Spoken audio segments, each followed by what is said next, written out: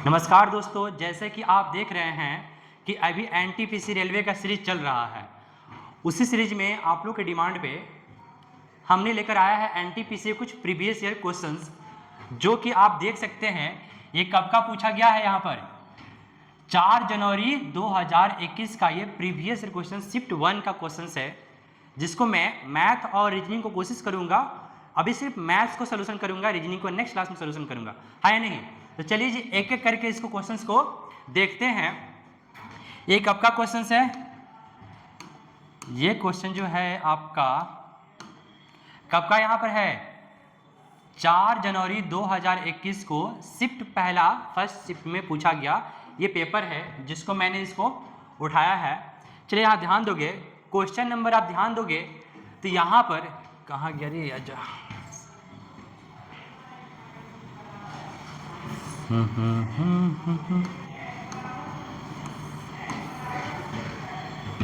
अच्छा अच्छा अच्छा अच्छा, हर बार रिफ्रेश क्यों हो रहा है? ध्यान दीजिएगा, क्वेश्चन में ये है कि किसी कंपनी में 15 पुरुष या 12 महिलाएं काम करती है। कितना दिन में? 26 दिन में उस काम को खत्म करती है। फिर बोला गया उसी कार्य को 30 पुरुष और एवं 12 महिलाएं किसी कर्मी को मिलाकर कितने दिन में पूरा करेंगे, यानी हमें यहाँ पर समय निकालना है। मतलब पहला कंडीशन बोला गया है या तो 15 पुरुष या 20 महिलाएं। या का मतलब होता है कोई एक आदमी, या तो पुरुष काम करे या तो महिलाएं काम करे।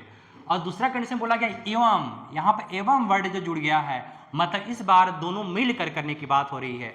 तो काम तो एक ही है। तो पहला कंडीशन बोला गया यहाँ पर बोलोगे कि 15 पुरुष या 20 महिला डब्ल्यू फुल वुमेन, ये जो दोनों काम कर रही हैं, दोनों काम आपस में क्या होगा?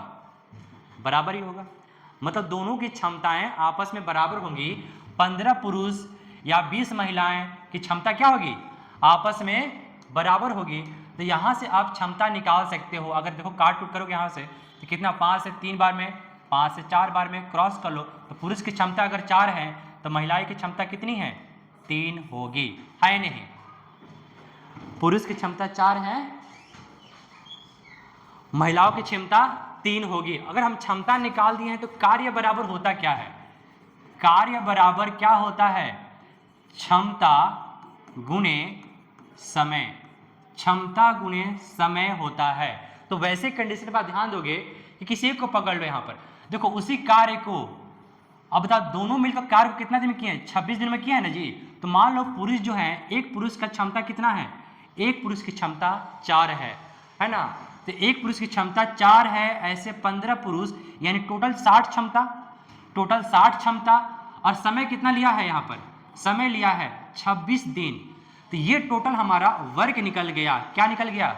ये टोटल वर्क निकल गया। अब हमें चाहिए समय। समय कितने लोगों का? तो 30 पुरुष और 12 महिला। ध्यान देना, तो समय बराबर होता है कार्य बटा क्षमता। सॉरी, कार्य बटा समय निकालना तो क्षमता से डिवाइड करना पड़ेगा। ये कार्य है, अब क्षमता निकालते हैं।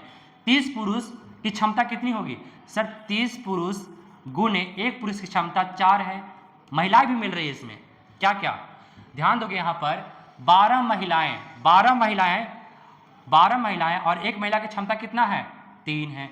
आप इसे कर लो सोल्यूशंस, कितना हो जाएगा? देखो तो यहाँ पर 120 और 36 156 जाएगा। 3 से काटोगे 5 बार में, 3 से कटेगा 5 और 2 बार में, 26 दूनी 52, 2 से काटो कितने बार में? 2 बार में। यानी टोटल 10 दिन, हमारा 10 दिन का समय लगेगा अगर उसी कार्य को 30 महिलाएं और 30 पुरुष और 12 महिलाएं एक साथ मिलकर काम करेगी तो, है या नहीं? चलो जी, इसी पे हम लोग अगला क्वेश्चन पे ध्यान देंगे। सारा सीट एक साथ है तो हो सकता है क्वेश्चंस एक ही साथ चिपका हो। हाँ, क्वेश्चन एक ही साथ में है, बात समझिएगा। चलो जी, इस क्वेश्चन को ध्यान देते हैं। ओके ओके, तुम क्यों नहीं हिल रहे भाई?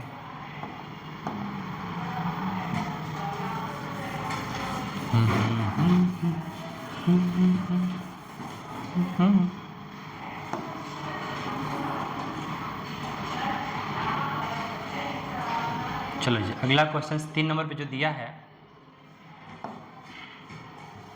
तो इसमें क्या दिया हुआ है क्वेश्चन में? क्वेश्चन में दिया ये है कि दो समरूप त्रिभुज, क्या दिया यहाँ पर? दो समरूप त्रिभुज जिसकी पी क्यू आर यहाँ पर माप दिया है 48 सेंटीमीटर और 24 सेंटीमीटर। दो त्रिभुज हैं, दोनों त्रिभुज का परिमाप दिया है।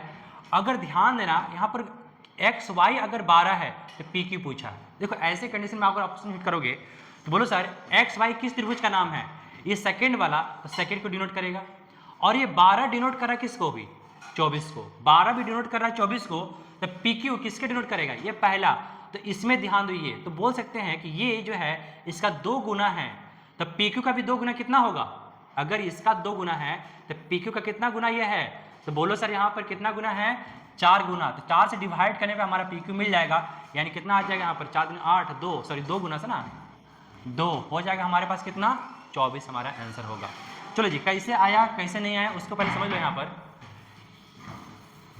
पहले समझ लो यहाँ पर हुआ क्या कि दो त्रिभुज है, दो त्रिभुज है हमारे पास। एक का नाम है पी क्यू आर, एक का नाम है एक्स वाई जेड। ओके, अब बोला गया है कि इसका पेरीमीटर दिया है 48, इसका पेरीमीटर दिया है 24 और एक साइड एक्स वाई कहाँ है? 12 सेंटीमीटर दिया हुआ। कितना सेंटीमीटर दिया है? 12 सेंटीमीटर। आपसे इसका मान पूछा। तो एक बात हमेशा याद रखिएगा कि साइड और परिमाप का जो रेशियो होता है ना वो बराबर होता है। अगर ये बोल दिया जाए कि दोनों त्रिभुज क्या हो? समरूप हो। समरूप का मतलब समान रूप वाले, तो जो रिलेशन इस दोनों में होगा वही रिलेशन इस दोनों में होगा। बता इसका आधा है तो इसका आधा कितना होगा? इसका आधा 24 होगा, जो कि मेरा आंसर को रिप्रेजेंट करेगा। तो आप एग्जाम में बैठोगे तो उतना लेंदी मत करना, बस आप रेशियो ढूंढ लेना कि सर यहाँ पर बोला गया है 12 का कितना गुना? 2 गुना। तो किसका 2 गुना 48 होगा? सर 24 का 2 गुना। तो आंसर हो जाएगा हमारा डायरेक्ट यहीं पर। आए नहीं? चलो जी अगला क्वेश्चन ध्यान दोगे।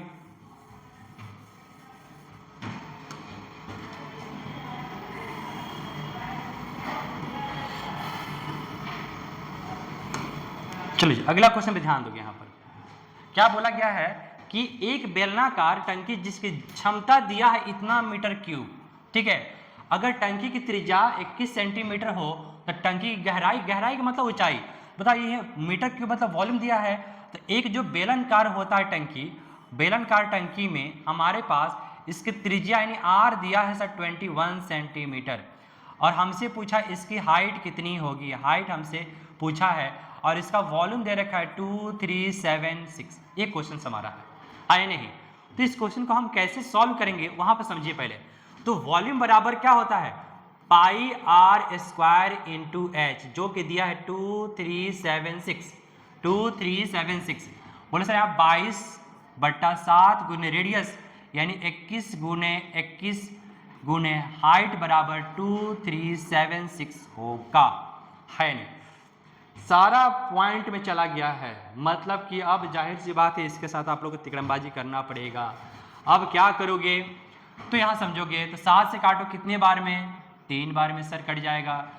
3 से कट जाना चाहिए ये वाला पॉइंट। मान लो 22, 3 से काटो यहाँ पर, तो 3 से काटो कितने बार में जाएगा? यहाँ पर 21 9 2, 21 9 2 सीधे ये कटेगा यहाँ से 22 से कितने बार में? 6 बार में। नहीं 22 से 6 बार में नहीं जाएगा, 22 से आपका हो जाएगा, 22 से होगा 3 बार में 66, फिर कितना हो जाएगा 4 9 9 4 13 132 यानी 12, यानी 312 होगा। कितना होगा? 312 होगा। अब 312 को आपको डिवाइड किससे करना है हाइट निकालने के लिए? सर 312 को हम डिवाइड करेंगे यहाँ पर 21 से, जो कि कटेगा 21 इकाई 21 कट जाएगा, रिप्रेजेंटेशन करेगा वहाँ पर 7 1 को रिप्रेजेंट करेगा, जो कि हमारा आंसर हो जाएगा। है नहीं? तो मेन मकसद होता है आपका कॉन्सेप्ट को देखना समझना। कॉन्सेप्ट समझ आ रही होगी, है नहीं? चलो अगला क्वेश्चन पे आ जाओ। तो अगला क्वेश्चन यहाँ नहीं, अभी भी इसके जस्ट पीछे चल रहा होगा। बोला गया यहाँ पर क्या, किसी एक बैंक किसी व्यापारी को 12,50,000 रुपये की राशि 5 वर्ष 5% की वार्षिक दर से देता है। यहाँ कुल दे साधारण ब्याज कितना होगा? देखो पूछा क्वेश्चन क्या है, साधारण ब्याज हमको फाइंड करना है। तो बच्चे एक बात ध्यान रखना कहीं नोट डाउन कर लेना, जो SI होता है ना उसको हमेशा मानना R/T, जो कि निकलता है प्रतिशत में R/T। तो बोला सर क्या रेट है कितना 5%, टाइम है 5%, R/T मतलब क्या सर SI कितना निकला सर 25%। किसका 25%? सर 1,12,50,000 का, 12 लाख यहाँ पर दिया है, 50,000 का हमारे पास निकला है। करोगे यहाँ पर तो हटाओगे यहाँ से, नेक्स्ट हो जाएगा, इसको आप काटोगे तो हट जाएगा, यहाँ नीचे कितना आ जाएगा 00, 1 2 1 2 0 का निपटा दो यहाँ पर। अब 25 गुणे यहाँ पर कर लो 125 को, कितना हो जाएगा हमारे पास बोलोगे तो यहाँ पर 31 25 और 2 0 पहले से बचा हुआ था जो कि आप चिपका दो यहाँ पर, तो आपका टोटल आंसर हो जाएगा 31,000, 3,12,500 रुपया का SI हमारा बनकर आएगा। 3,12,500 रुपया का SI होगा। आप हमेशा याद रखिए R/T हमेशा SI को डिनोट करता है, किसका प्रिंसिपल का SI को करोगे तो आपका आंसर आ जाएगा। इसी तरह से आप ध्यान दोगे अगला क्वेश्चन पे,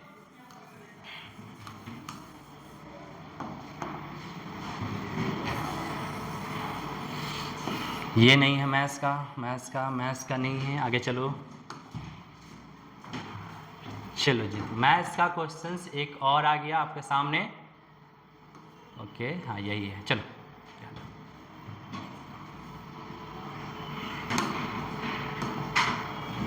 बोला गया कि दो संख्या का महत्तम समापवर्तक कितना है 6 है और लघुत्तम समापवर्तक कितना है 84 है। महत्तम समापवर्तक 6 है, लघुत्तम समापवर्तक 84 है। उनमें से एक संख्या इतनी है, दूसरी संख्या क्या हो, तो सबसे दुनिया का सबसे इजी क्वेश्चन होता है कि आपको सही पता होगा, प्रोडक्ट ऑफ टू नंबर मतलब दो संख्याएं A इंटू B, ये दो संख्याएं हैं और उसका LCM गुणे HCF आपस में बराबर होता है। इस कॉन्सेप्ट को बस याद रखिएगा।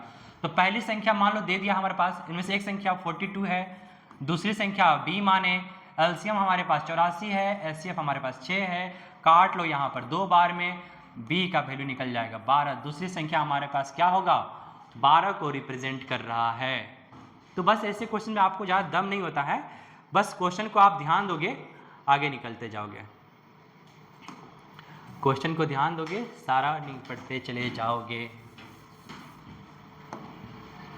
चलो जी अगला क्वेश्चन पे आ जाओ। अगला क्वेश्चन यहाँ दिया है क्वेश्चंस में कि हरीश और विमल किसी कार्य को 20 दिनों में पूरा कर सकते हैं। 15 दिनों तक दोनों एक साथ कार्य करने के बाद विमल ने काम छोड़ दिया। शेष कार्य को हरीश अकेले 10 दिनों में पूरा कर लेता है। हरीश अकेले इस कार्य को पूरा करने में कितना समय लेगा या कितना दिन में करेगा? बात समझना, क्वेश्चन बहुत ईजी है।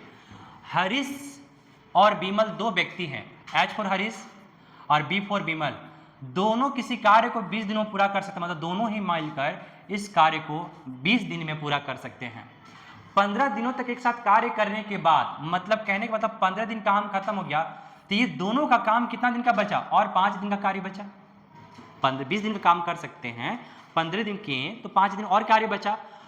शेष कार्य को हरीश अकेला 10 दिन में, बात समझना, जहां हरीश और विमल 5 दिन में कार्य को निपटाएंगे, वहीं पर जो बात हो रहा है हरीश जो अकेले उसी काम को 10 दिन में निपटाता है, तो हरीश अकेले इस काम को कितना दिन में निपटाएगा? बात को समझना है। अगर आपको ध्यान दोगे दोनों मिलकर 5 दिन में, अकेले 10 दिन में, जाहिर सी बात है कि यहाँ पर टाइम डबल हो जा रहा है अकेले होने की वजह से, मतलब दोनों का रेशियो आपस में क्या है बराबर है, क्षमता बराबर है। तो क्षमता बराबर है तो हरीश किसी काम को 10 दिन में करता है, बात समझना, और कार्य 20 दिन का था तो कितना दिन लगेगा? 40 दिन का समय लगेगा। नहीं समझ आया तो बात समझो यहाँ पर कैसे लगेगा। अगर आप यहाँ पर एलसीएम निकालोगे, हरीश और विमल किसी कार्य को कितना दिन कर देंगे? 5 दिन में। हरीश और विमल किसी काम को 5 दिन में करेंगे, हरीश 10 दिन में करेगा, तो टोटल कार्य मान लो 10। टोटल कार्य कितना मान लो? 10। अगर आप ध्यान दोगे यहाँ पर कि यहाँ 2 का, यहाँ का 1 का क्षमता आया, दोनों का क्षमता आया, तो दोनों का क्षमता मतलब बताओगे यहाँ पर क्या कि 20। अगर हरीश और विमल, कौन है? विमल है ना जी, हाँ, हरीश और विमल दोनों कार्य को करेंगे तो दोनों का क्षमता 3 गुणे 60, 3 गुणे 60 मतलब टोटल होगा हमारे पास 60 कार्य होगा, टोटल 60 कार्य होगा। और उसमें से बोला गया है हमारे पास हरीश अकेले कितना दिन में करेगा? हरीश अकेले क्या करेगा उस कार्य को, कितना दिन में करेगा? तो आप देखोगे यहाँ पर हरीश को अगर हटा दोगे यहाँ पर तो 2 से डिवाइड करके कितना हो जाएगा हमारे पास? 20 दूनी 40, राइट।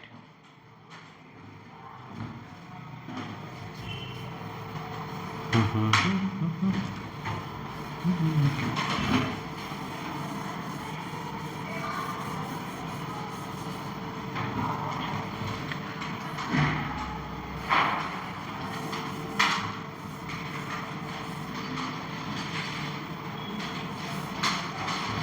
यहाँ 20 दिन में हरीश और विमल किसी कार्य को 20 दिन में पूरा करते हैं। मान लो कि हरीश प्लस विमल उसी कार्य को 20 दिन में करते हैं। 15 दिन तक दोनों एक साथ कार्य करने के बाद विमल काम छोड़कर चला जाता है। बात समझना, तो ये 15 दिन का काम अगर खत्म करेंगे तो बचेगा कितना दिन का, और 5 दिन का काम किसका, हरीश और विमल उसी काम को और 5 दिन में खत्म करेंगे। लेकिन बात है कि यहाँ से हरीश चला जाता, कौन चला जाता, 15 दिन बाद कौन, विमल काम छोड़ देता है, माने विमल काम तो हरीश अकेले करेगा, और हरीश उस काम को 10 दिन में पूरा करता है। बात समझ लेना, 10 दिन में पूरा करता है। तो आप सीधे बोलोगे हरीश किसी काम को 10 दिन में करेगा, दोनों मिलकर 5 दिन में करेगा। यानी एक चीज तो समझ आ गया सर कि दोनों की क्षमताएं आपस में क्या है, बराबर है। दोनों की क्षमताएं आपस में क्या है, बराबर है, क्योंकि दो को मिलकर 5 दिन में, तो अकेले 10 दिन में, दोनों की क्षमताएं आपस में क्या है, बराबर दिया हुआ है। तो यानी ऐसे कंडीशन में आप एक ही बात बोलोगे सर कि टोटल 20 कार्य करने के लिए कितना समय लगेगा। 20 दिन में जो कार्य दोनों मिलकर करते थे, अकेले 10 दिन में करता है, तो हरीश अकेले कितना दिन में करेगा, देखो 5 दिन काम 10 दिन में कर रहा है, तब 20 दिन का काम कितना दिन में करेगा, 40 दिन में करेगा। बात समझ में आई, 5 दिन के काम को हरीश 10 दिन में कर रहा है, तो 20 दिन का काम को हरीश कितना दिन में करेगा, 40 दिन में करेगा, जो कि हमारा आंसर रिप्रेजेंटेशन करेगा। चलो जी, अगला क्वेश्चन ध्यान दो यहाँ पर,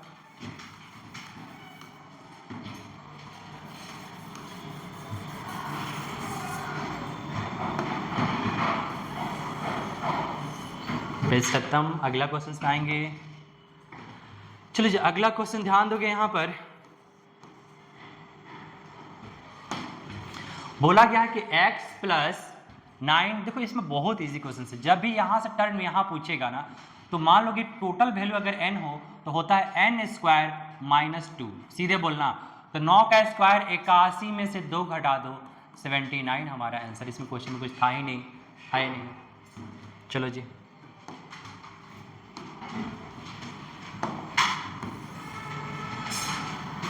इसमें कोई मैथ्स है नहीं, इसमें कोई मैथ्स नहीं है। अगला पेज में चलो,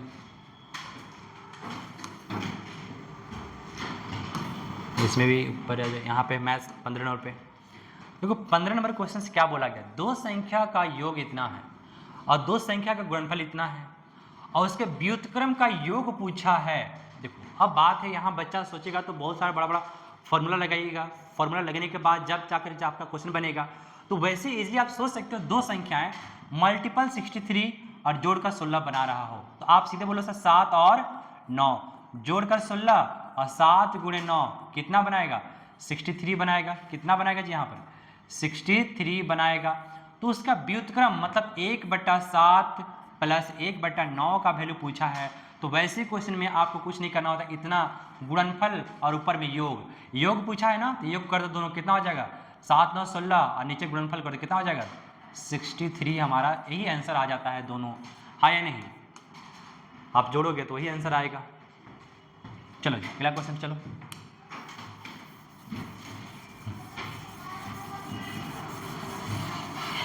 अगला क्वेश्चन पे चलो। अगला क्वेश्चंस नहीं है, अगला पेज पे चलेंगे। चलो जी, अगला पेज पे, इससे पहले पेज को थीम को चेंज करो।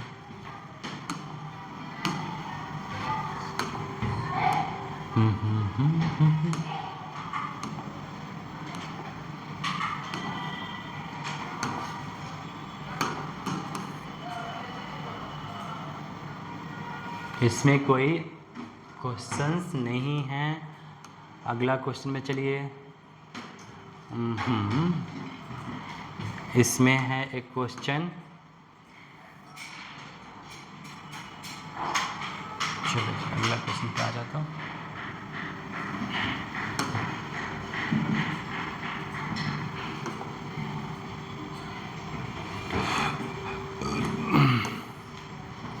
क्वेश्चंस क्या बोला गया है कि इसको मान क्या होगा, तो किसी में बोर्ड मास का मान है, इससे आप सॉल्व कर सकते हो। कैसे होगा, देखो यहाँ पे दिया है कि इस ब्रैकेट का पहले सोल्यूशन करो, यहाँ से यहाँ तक पहले सोल्यूशन करो, और यहाँ देख रहे हो कि जो संख्या यहाँ है वही संख्या कहाँ है, यहाँ पर मौजूद है। a plus B, A minus B होता है A square plus B square, मतलब इसका स्क्वायर मतलब हो जाए कितना, 9 9 दूनी 18, A square plus B square minus A square minus B square, यानी इसका स्क्वायर यानी 4, गुने हैं, ऑफ का मतलब होता है गुना यानी 13, और प्लस कर दो 15, बुडमास का नियम यूज करना है, कितना होगा 14, 14 गुने 13 प्लस 15, 14 गुने 13 प्लस 15 कितना हो जाएगा 197 हमारा आंसर हो जाएगा। पहले इसको सॉल्व करेंगे, 14 होगा, 14 में 13 से गुना करेंगे और उसमें 15 को जोड़ देंगे, हाँ या नहीं।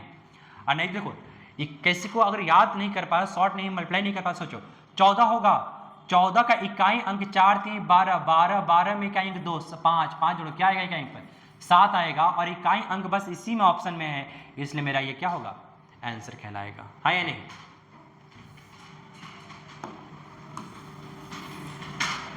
चल बेटा कहाँ गया तू, इधर आ जा, इतना जल्दी नहीं जाने का। चलो जी नेक्स्ट क्वेश्चन बोला गया क्या यहाँ पर, ये रीजनिंग का क्वेश्चन से। चलो जी मैथ्स आज बस कराएंगे, रीजनिंग हम नेक्स्ट वीडियो में करेंगे, अभी बस मैथ्स चलेगा। चलो जी अगला क्वेश्चन में मैथ्स देखेंगे, इसमें है क्या मैथ्स, हाँ मैथ्स इसमें है, यहीं पर मैथ्स है, इसी को निपटाएंगे, इसी को निपटा लेते हैं पहले, बहुत चले पहले। चलो बोला गया है कालीन की लंबाई इतना मीटर है और उससे इतनी लंबाई वाले कालीन में कितने टुकड़े बनाए जा सकते हैं। देखो क्वेश्चन वही है, एक कालीन की लंबाई टोटल है दिया है 20 5/2 और उसे बोला गया एक टुकड़ा की लंबाई अगर मान लो 4/1/2 है तो ऐसे कितने टुकड़े बनाए जा सकते हैं, यही क्वेश्चन है आपका। मतलब सिंपल सी बात है कि 10 रुपया है और 2 रुपया बांटना तो कितने जगह बांटेंगे, तो वही है कि डिवाइड करके ही आंसर आएगा। तो आप सीधे बोलो सर कि इसको इससे हम क्या करेंगे, इसको इससे हम सीधे सीधे डिवाइड कर देंगे। तो सीधे सीधे जब डिवाइड करोगे तो आप ध्यान दोगे यहाँ पर ये कितने बार में कटेगा, 5 बार में। कितने बार में जाएगा, 5 बार में, और ऊपर 5 से मल्टीप्लाई भी होगा, तो यानी हमारा आंसर सीधे 5 गुना दिख रहा है, तो आंसर क्या होगा 5 ही होगा।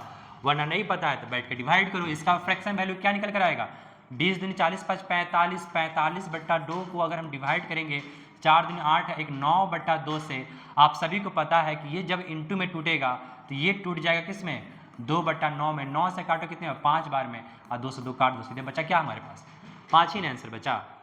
चलो 5 ही आंसर बचा।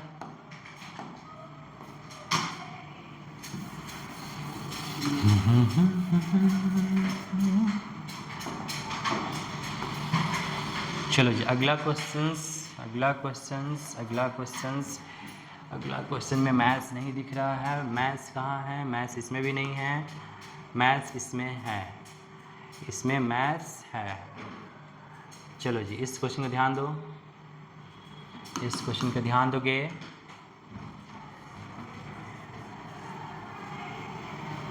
चलो जी क्वेश्चन ध्यान दोगे। यहाँ पर दो संख्या के योग 25 है, उनके बीच का अंतर इतना है। देखो इसमें तो बोला गया है संख्या का अनुपात क्या होगा, तो बात एक ही चीज समझना आप यहाँ पर, दो संख्या के योग, मान लो a और b दो संख्या है, इसका योग 25 है, और a माइनस बी संख्या दिया है, इसका अंतर 15 है।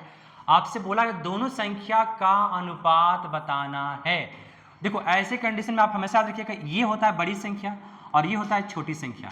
तो जब बड़ी संख्या निकालना तो जोड़ कर आधा कर देना, जोड़ कितना होगा 15 20 35 40 40 का आधा कितना होगा, इसका नाम होगा 20, और इसका घटा कर आधा करो, घटा 10 10 का आधा कितना 5, काटोगे कितना 4:1 हमारा आंसर को कहलाएगा। तो इक्वेशन पर बस ध्यान देना है कि कैसे करना है इस क्वेश्चन को। और है क्या मैथ्स इसमें, maths maths maths maths maths नहीं, मैथ्स इसमें नहीं है, तो हम आगे बढ़ेंगे अगला क्वेश्चन पे। इसमें भी मैथ्स नहीं है, मैथ्स मैथ्स मैथ्स मिल जा, ये अच्छा क्वेश्चन है, ये अच्छा क्वेश्चन है, थोड़ा ध्यान दीजिएगा। बोला गया टोकरी में रखा गया आम को हर मिनट 2 गुना हो जाता है। 1 मिनट हुआ, फिर 2 गुना हुआ, तो बोला क्या 30 मिनट में पूरी तरह से भर जाता है। 30 मिनट में क्या होता है, पूरी तरह से भर जाता है। तो बोला क्या टोकरी आधी टोकरी भरने में कितना मिनट लगेगा। बात को समझ, लॉजिकली है। बच्चा बोलेगा सर 30 मिनट लगा है तो 15 मिनट में आधा भरा होगा, तो ऐसा नहीं है। बात समझा कि अगर मैं बात करूं 1 मिनट में कोई आम 1 होता है, 2 मिनट में कोई आम इसका डबल, क्योंकि बोला गया है हर मिनट में क्या होता है 2 गुना। तीसरा मिनट में यही आम कितना होगा 4। चौथा मिनट में अगर बात समझ देखो, चौथा मिनट में यही आम कितना होगा 8। अगर 5वां मिनट की बात करें तो यही आम कितना होगा 16। तो अगर मैं पूछूं कि 5 मिनट में टोकरी पूरी तरह से भर जाती है तो आधा कब भरा होगा, 16 में टोकरी भरती है तो 16 का आधा कितना 8, जो कि लगा होगा कितना 4 मिनट। अगर मैं बात करूं कि टोटल टोकरी कैपेसिटर 8 है तो आधा कब भरा होगा 3 मिनट, मतलब जस्ट वो पहले ही तो आधा हुआ होगा तभी ना डबल होगा, यानी 29 यहाँ मिनट होगा। 30 मिनट में पूरा भरता है तो 29 मिनट में क्या होगा आधा भरा होगा, आधा भरा होगा। चलिए अगला क्वेश्चन देखिए। अगला क्वेश्चन में मैथ्स है क्या, अगला पेज में, हाँ इसमें मैथ्स है। एकदम डिट्टो क्वेश्चन उठा कर लाए हैं, टेंशन नहीं लेना है।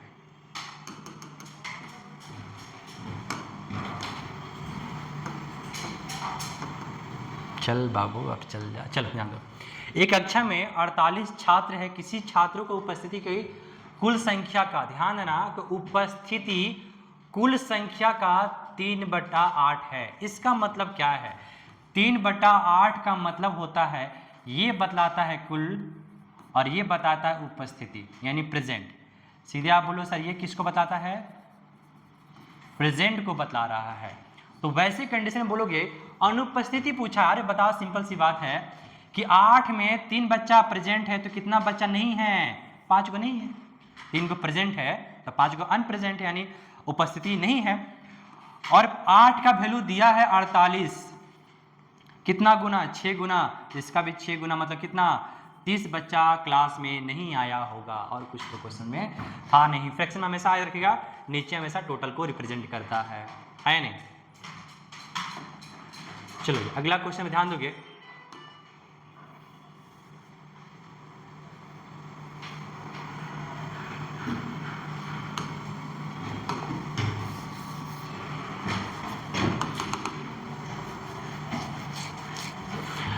बोला क्या यहाँ पर क्या कि 5,000 रुपये के लिए 10% वार्षिक ब्याज की दर से 3 वर्षों में साधारण ब्याज और चक्रवृद्धि ब्याज का अंतर पूछ दिया है।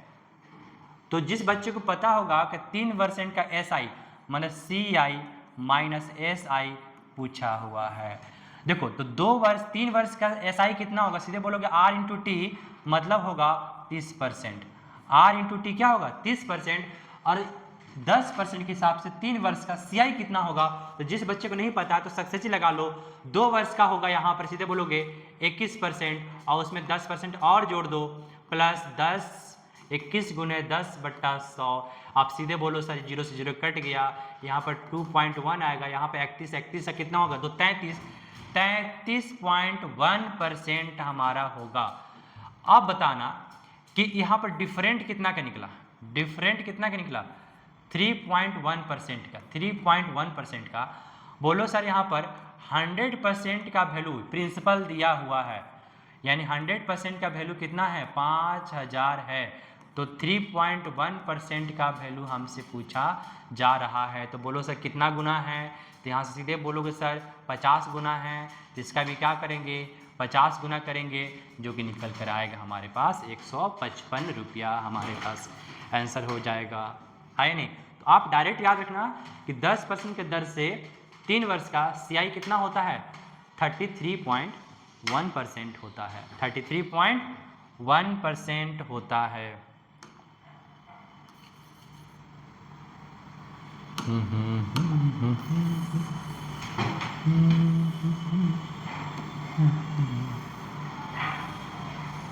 चलो जी इस मैथ्स नहीं है, मैथ्स के आगे तो चलेंगे। इसमें मैथ्स है क्या, हाँ इसमें मैथ्स है, इस पेज में मैथ्स है।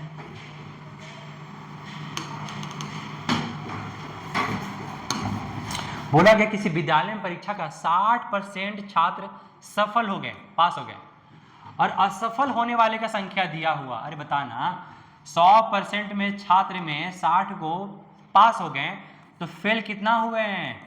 फेल हो गए सर 40%, और फेल 40%, लेकिन मंत्री में कितना दिया वहां पर नंबर में दिया है 240 के बराबर। तो बोला गया है कि क्या बोला गया है, तो सफल होने वाले छात्रों की संख्या, सफल कितने हुए थे 60 का वैल्यू आपसे पूछा है। यहाँ पर पास जो हुए थे वो हुए थे 60%, उसका वैल्यू आपसे पूछा गया है। तो बोलो सीधे यहाँ पर कितना 8 गुना है सर, 8 गुना कर लो, 8 6 48, 0 बैठा दो सर, हो जाएगा 400 कितना हो जाएगा, गलत कहाँ से 8 गुना कहाँ से 3 गुना होगा, ठीक है। कितना गुना यहाँ पर 6 गुना ना हुआ, तो इसका भी कितना गुना होगा 6 गुना ना होगा, तो कितना हो जाएगा 360 स्टूडेंट जो थे विद्यालय में पास हुए थे, हाँ या नहीं। आपसे कुल विद्यार्थियों की संख्या पूछ सकता है, तो कुल विद्यार्थी कितना मानेंगे 100%, अगर इसका है 6 गुना तो इसका 6 गुना कितना हो जाएगा, टोटल 600 स्टूडेंट भी थे, हाँ या नहीं। पूछने का कुछ भी पूछ सकता है। अगला क्वेश्चन पे आ जाओ, अगला क्वेश्चन पे आ जाओ। बोला गया इसमें क्या, त्रिभुजों की संख्या ज्ञात करें, त्रिभुजों की संख्या ज्ञात करें। तो बात को समझना यहाँ पर क्या हुआ है क्वेश्चंस में, ये सब रीजनिंग का क्वेश्चन है, अगला क्लास में करा देंगे, इसमें कोई इजीली हाथ नहीं है। 8 8 2 16 16 8 8 16 16 2 18, ठीक है। चलो जी, मैथ्स मैथ्स मैथ्स मैथ्स इसमें भी है रीजनिंग रीजनिंग रीजनिंग। चलो जी रीजनिंग है, हम चलेंगे, हाँ आज हम मैथ्स पे एक क्वेश्चन यहाँ है मैथ्स वाला। अगला बार सारा मैथ को इकट्ठा अलग कर लेंगे। चलो, बोला गया कि एक खंबे का शीर्ष की जो बेस से 20 मीटर दूर स्थित किसी बिंदु का उन्नयन कोण 45 डिग्री है। बात समझना, जब 45 डिग्री हो जाए तो खंबे की हाइट भी कितना होगा, जितना दूर ये होगा उतना ही दूर होता है। कैसे, तो बात को समझो, ये है खंभा, ये क्या है खंभा है, और इस खंभे की पाद मतलब होता है बेस, इसके बेस से 20 मीटर दूर, कितना मीटर दूर एक बिंदु जो कि इसके शीर्ष से उन्नयन कोण 45 डिग्री बनाता है। tan 45 का मान होता है 1 और 1, तो जितना ये रिप्रेजेंट करेगा उतना ही ये रिप्रेजेंट करेगा। अगर 20 बराबर है 1 बराबर 20, तो यहाँ पे 1 का बराबर भी क्या होगा 20 को ही रिप्रेजेंट करता है। चलो जी अगला क्वेश्चन पे ध्यान दोगे, इसमें कोई मैथ्स नहीं है, इसमें कोई मैथ्स, हाँ इसमें मैथ्स है, इसमें मैथ्स है।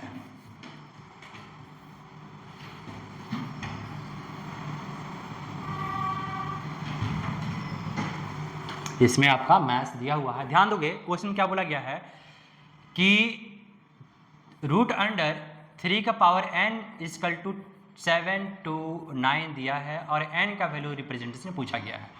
तो अगर मैं बात करूं कि n चाहिए और n 3 का मल्टीपल है, तो आप सोचो कि इसको भी 3 का पावर बनाना पड़ेगा कोई संख्या से, कैसे करोगे। तो पहले 3 का पावर, ये पावर क्या होगा, तो 1 कितना n/2 को रिप्रेजेंट करेगा, n/2 को रिप्रेजेंट करेगा। अब यहाँ पर रिप्रेजेंट कितना 3 का पावर कितना कहलाएगा, 3 का पावर 6 to 7 6 हो जाएगा, कितना होगा 3 का पावर 6 को रिप्रेजेंट करेगा, जो कि 729 होता है। 3 से 3 क्या होगा, कट गया, तो n बराबर 2 बराबर 6 कहलाएगा और n बराबर कहलाएगा 12, जो हमारा आंसर को रिप्रेजेंट करता है। ये सॉर्ट एंड एक्सपोनेंट चैप्टर का एक हिस्सा है, सॉर्ट एंड एक्सपोनेंट चैप्टर का एक हिस्सा है। और था क्या इसमें, कुछ मैथ्स वगैरह था नहीं, अब मैथ्स नहीं है इसमें, maths maths maths maths maths है। यहाँ पर आ जाओ 57 नंबर क्वेश्चन में एक, तो कंडीशन क्या है कि 2 रेलगाड़ियाँ सम्मुख दिशा में चल रही है। सम्मुख दिशा का मतलब होता है क्या, आमने सामने, एक आ रही है इधर से तो एक आ रही है इधर से। इसकी जो A है और इसका नाम अगर हम B दे दें, नाम A और B, तो इसकी जो लंबाई दे रखा है वो दे रखा है 300 मीटर। इसकी लंबाई नहीं पता तो हम क्या मान लेते हैं x मीटर, ठीक है। इसकी चाल है 80 किलोमीटर पर आवर, इसका चाल है 70 किलोमीटर पर आवर, और टोटल टाइम दिया है, टोटल टाइम ये गाड़ी को पार होने में लगा है 30 सेकेंड का, सेकेंड में लगा है 30 सेकेंड क्या लगा है, समय यहाँ पर लगा हुआ है। तो अब हमसे पूछा गया है कि दूसरी रेलगाड़ी की लंबाई क्या होगा, तो समय बराबर क्या होता है, समय बराबर होता है दूरी बटा चाल। तो दूरी कितना, अपनी ही लंबाई पार करेगा, यानी 300 प्लस x बटा चाल, दोनों का क्या होगा, दोनों का जुड़ जाएगा। तो जुड़े कितना, 8 7 15 यानी कितना होगा 150 किलोमीटर। इसको 5 बटा 18 से मल्टीप्लाई कर दो तो मीटर पर सेकंड आ जाएगा, मीटर पर सेकंड, ऊपर मीटर, जो कि रिप्रेजेंट करेगा आपका कितना, 30 सेकंड को रिप्रेजेंट करेगा। 30 सेकंड क्या करेगा, रिप्रेजेंट करेगा। तो अगर आप सीधे बोलोगे सर यहाँ पर 300 प्लस x बराबर, जिसे कहा लोग यहाँ पर 6 से कितना बार में, 3 बार में, 6 से कितने बार में, 25 बार में, यहाँ पर 125 सीधे जाके इंटू हो जाएगा उसके साथ में ना यहाँ पर। तो 30 गुणे 125 बट्टा 3, काटो यहाँ पर कितने बार में, 10 बार में, सीधे करो यहाँ पर 1250, 1250 में अगर 3 से घटा देंगे तो कितना आएगा आंसर, 950 हमारा गाड़ी का, मतलब दूसरी गाड़ी का लंबाई निकल कर आ जाएगा, दूसरी गाड़ी का लंबाई निकल कर आ जाएगा। चलो जी, अगला क्वेश्चन में ध्यान दोगे, क्या इसका आगे क्वेश्चन था, इसके आगे क्वेश्चंस नहीं था।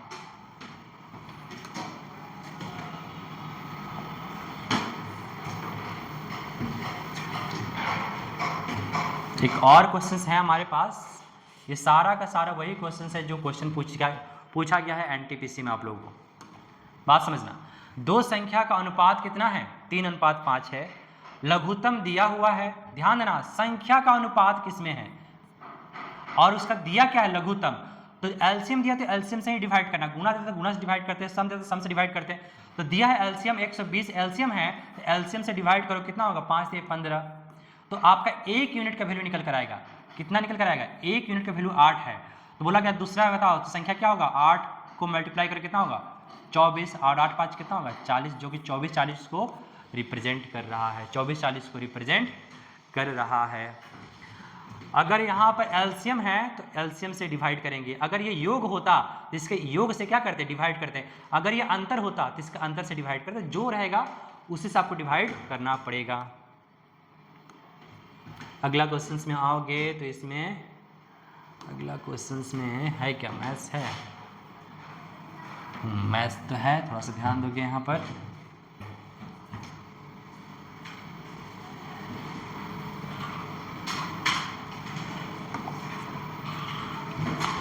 बोला गया क्या यहाँ पर कि बड़ी संख्या को छोटी संख्या से भाग देने पर भागफल 6 प्राप्त होता है, शेषफल के रूप में 5 प्राप्त होता है। यदि दोनों संख्याओं का बीच का अंतर अगर इतना हो तो छोटी संख्या ज्ञात करें। मस्त क्वेश्चन, ध्यान देना कि बड़ी संख्या को छोटी संख्या से भाग देने पर, मान लोगे कि बड़ी संख्या n है और छोटी संख्या a है, जब भाग देने पर भागफल के रूप में 6 और शेषफल के रूप में कितना प्राप्त होता है, 5, राइट, ठीक है। और दोनों संख्याओं का बीच का अंतर दे रखा है, n बड़ी संख्या है और माइनस a छोटी संख्या है, कितना 1540 दे रखा है, 1540 दे रखा है,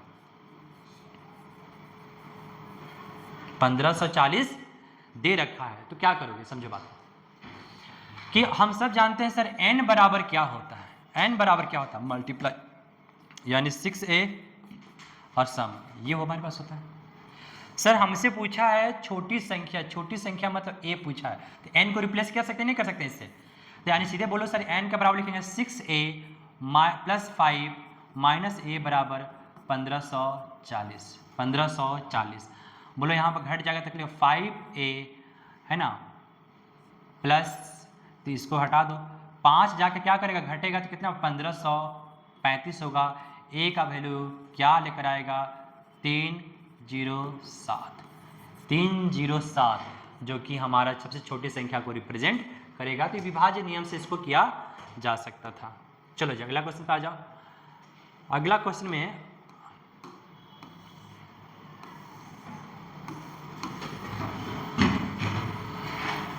क्वेश्चन में यहाँ पे दिया हुआ है एक क्वेश्चन है एडवांस मैथ का, ट्रिगो क्वेश्चन है।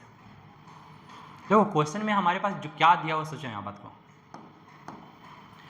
कि साइन 23, देखो ऐसे कंडीशन में आप एक बात समझ सकते कि दोनों का सम अगर 90 आ रहा है ना तो इसका मान 1 होता है, दोनों का सम अगर 90 आ रहा है ना तो मान 1 होता है, दोनों को जोड़ दो कितना होगा, मान 2 को रिप्रेजेंट करेगा।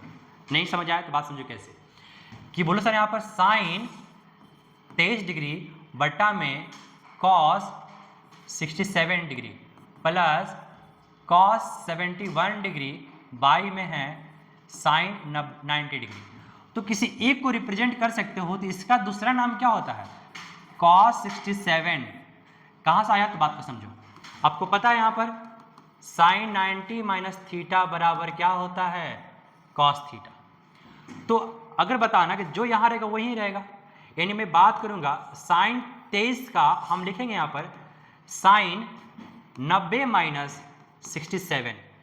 इसका नाम क्या होगा? जो यहाँ रहता है वो cos के साथ चला जाता है, cos 67 डिग्री हमारा होगा, वही लिखा है यहाँ पर। और नीचे भी क्या होगा? cos 67 डिग्री कट जाएगा, वही कंडीशन यहाँ भी होगा, कट जाएगा। तो जो बनेगा मिलकर क्या बनेगा?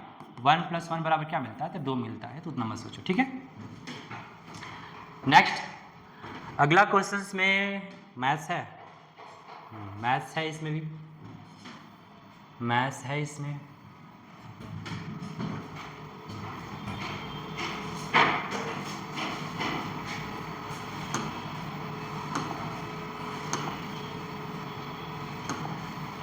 एक व्यापारी खरीदी गई 20 वस्तु की लागत पर 15 वस्तु का विक्रय मूल्य के बराबर है। व्यापारी को क्या होगा?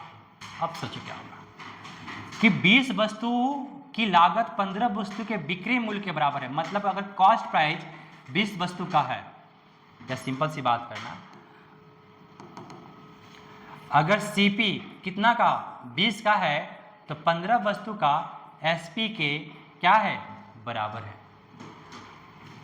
अगर 20 वस्तु की जो लागत है कॉस्ट प्राइस है 15 वस्तु के सेलिंग प्राइस के बराबर है, रेशियो करें 5 से 4 में, 5 से 3 बार में। अगर 3 रुपया में खरीदें तो बेचे कितना में? 4 में। 3 रुपया में खरीदें तो बेचे कितना में? 4 में। सर लाभ कितना का हुआ? 1 का। कहाँ से? 3 से। परसेंट के लिए कर लो यहाँ पर कितना? 33.33% आएगा, समथिंग 33% आपका आंसर होगा, जो कि ऑप्शन ए को रिप्रेजेंट कर रहा है। चलो जी अगला क्वेश्चन ध्यान दोगे, इसमें तीनों का तीनों ही मैथ्स है, ध्यान देना यहाँ पर तीनों ही पार्ट्स मैथ्स है, तीनों ही पार्ट्स मैथ्स है। बोला क्या क्या कि यदि 10 + cot बराबर 5 है, 10 स्क्वायर प्लस cot स्क्वायर का वैल्यू अगर इतना है तो इसका मान निकालना, सॉरी इसका मान निकालना। चलो क्या करेंगे आप ध्यान, 10 स्क्वायर प्लस cot स्क्वायर, यानी इसका स्क्वायर करना पड़ेगा। अगर हम इसका स्क्वायरिंग करेंगे, स्क्वायरिंग बोथ साइड करेंगे तो क्या बनेगा? 10 स्क्वायर थीटा प्लस में cot स्क्वायर थीटा प्लस में 2 × 1 होगा। 1 ना लिखो कोई फर्क नहीं पड़ता, क्यों? 2ab, ab मतलब 10 × cot, हमेशा 1 रिप्रेजेंट करता है, यहाँ 5 क्या होगा? 25 होगा। अब बताना बाबू कि 2 को अगर आप इधर ले जाते हो, 2 को आप अगर इधर ले जाते हो तो क्या बनेगा? बोलो 2 को अगर आप इधर ले जाते हो तो क्या बनेगा? सर 25 में जो हो जाएगा 23 बनेगा, है या नहीं? 23 बनेगा। तो यहाँ नहीं दिख रहा कि यही ना है मेरे पास, ये रिप्रेजेंट करता है 23 को, प्लस 2 10 थीटा है, थीटा में 60 डिग्री किसका वैल्यू होता है? तो √3 का स्क्वायर है, तो 3 दूनी 6 मिला कितना हो? 29 हमारा आंसर हो जाएगा 29, क्योंकि यहाँ पर होता है √3 का स्क्वायर और यहाँ पर बाहर में 2 है, तो मिलकर बनाएगा यहाँ पर कितना? 6 को रिप्रेजेंट करेगा। चलो अगला क्वेश्चन,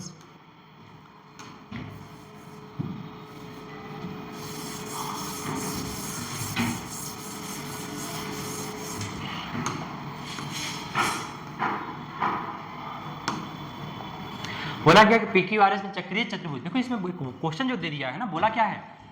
चक्रीय समलंब चतुर्भुज। इस बात को थोड़ा सा ध्यान दीजिएगा, चक्रीय समलंब चतुर्भुज जिसकी भुजा PQ और RS समानांतर हैं और PQ व्यास है। अच्छा व्यास का मतलब आप सीधे क्या बोलोगे सर?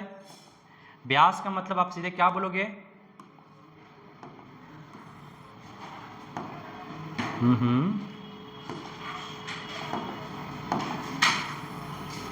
व्यास का मतलब आप सीधे क्या बोलोगे कि एक ऐसी रेखा जो कहां से गुजरती हो? केंद्र से होकर गुजरती हो। जो कहां से गुजरती हो? केंद्र से होकर गुजरती हो, उसे व्यास कहते हैं। और चक्रीय चतुर्भुज P और Q व्यास है। पहले बात समझ लो, चक्रीय चतुर्भुज क्या होता है? चक्रीय समानांतर चतुर्भुज का मतलब होता है ऐसी चतुर्भुज जिसके आमने सामने का कोण का योग 180 डिग्री हो, या ऐसे चतुर्भुज जो किसी वृत्त के अंदर में हो और चारों शीर्ष कहाँ मौजूद हो, परिधि पर हो। तो ऐसे कंडीशन में बोला गया है कि पी क्यू, और यहाँ पर ऐसे बोला गया सर क्यों, क्योंकि ये दोनों समानांतर है। कौन कौन, पी क्यू और R S, P Q R और एस समानांतर है। चलो समझो बात। और बोला गया है Q P R, Q P R मतलब यहाँ का वैल्यू दिया है कितना डिग्री, 40 डिग्री का मान यहाँ पर दे रखा है। ठीक है, हमसे पूछा है पी एस आर, हमें इसका मान चाहिए।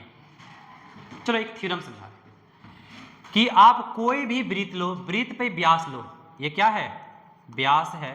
तो व्यास पे बनने वाले त्रिभुज जो कि एक शीर्ष परिधि से टकराएगा हमेशा 90 डिग्री का कोण बनाता है, हमेशा 90 डिग्री कोण बनाता है। तो ये बताओ यहाँ पर इस त्रिभुज में ये क्या होगा सर, 90 डिग्री होगा, राइट। चलो ठीक है, 90 डिग्री 40 डिग्री, ये त्रिभुज के तीनों कोण एक 180 होता है, तो 90 40 130, तो बचा कौन सर, 50 डिग्री तो इसके पास होगा, है या नहीं। अब दूसरी भाषा में बोलोगे PQRS एक चक्रीय चतुर्भुज है, तो आमने सामने का कोण 180 डिग्री होता है, तो 50 है, तो ये कितना होगा सर, 130 को रिप्रेजेंट करेगा, 130 को रिप्रेजेंट करेगा। चलो जी अगला क्वेश्चन पे आ जाता हूँ। स्क्रीनशॉट ले लीजिएगा अगर ज़्यादा फास्ट लग रहा है तो, है ना, स्क्रीनशॉट ले लीजिएगा अगर सब फास्ट लगेगा तो। चलो जी,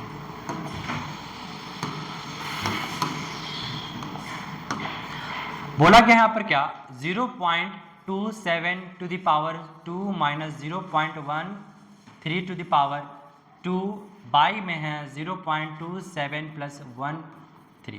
देखो थोड़ा सा दिमाग लगाओ, क्वेश्चन दिख जाएगा कि यहाँ पर दिख रहा है A square minus B square, तो ए स्क्वायर माइनस बी स्क्वायर होता क्या है, ए प्लस बी दोनों को जोड़ेंगे, और जैसे जोड़ेंगे तो नीचे आता है ना जी, काट देगा उसको, और दोनों को घटाएंगे तो बस घटाने वाला ही बचेगा मेरा आंसर।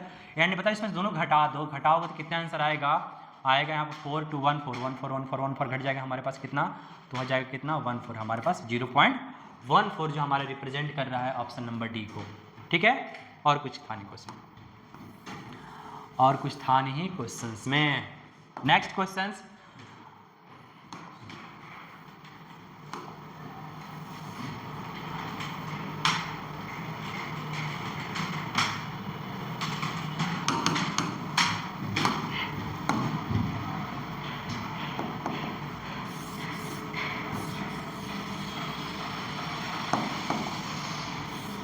चलो जी अगला क्वेश्चन ध्यान दोगे, क्या बोला गया है, इसको बस सॉल्व करना है, तो बस इक्वेशन लगाओ, सॉल्व करो यहाँ पर। ठीक है, तो 15 गुणे 14, 3 का स्क्वायर प्लस 17। अब देखो बोर्ड मास के नियम से कहता है पहले इसको सॉल्व कर लो, 9 9 17 कितना होगा 26, प्लस 30 में से घटा दो तो बचेगा -4, सीधे और करो, ये होगा हमारे पास 26 जो कि घटेगा 30 में से, तो बनेगा -4। और यहाँ पर ध्यान दोगे तो 15 गुणे 14 यानी 14 चौके 96, चलो 4 कितना हो जाएगा 110, 210 210 210 में 4 जाएगा 206, हमारा क्या होगा आंसर को रिप्रेजेंट करेगा। चलो अगला क्वेश्चन पे आ जाओ।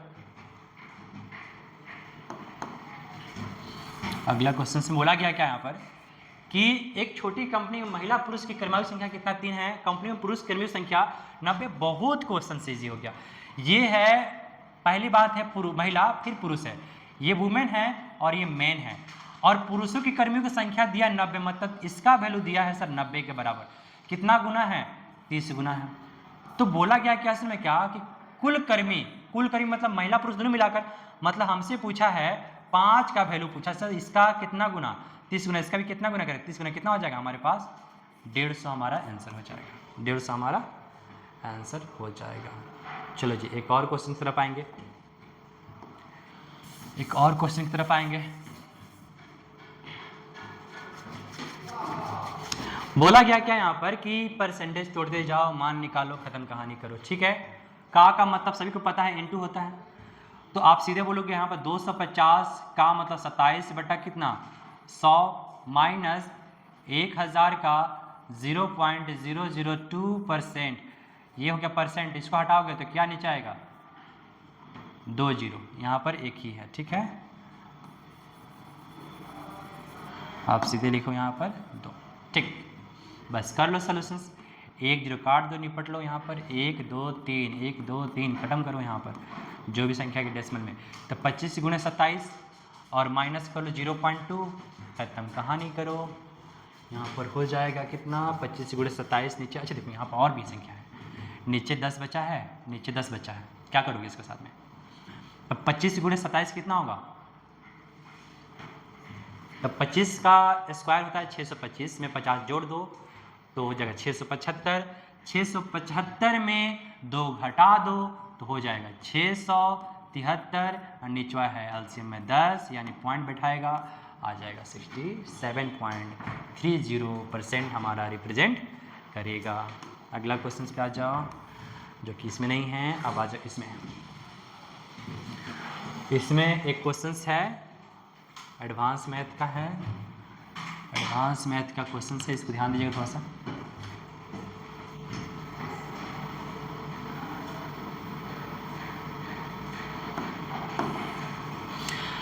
देखो जो दिया है सेम, इसमें कुछ कहा नहीं जा सकता है, बहुत इजी क्वेश्चन हो जाएगा सर। डायरेक्ट यहाँ से यहाँ आना है, डायरेक्ट आना है, कैसे, स्टेप डाउन, पावर 2 से पावर 1 पे आना है।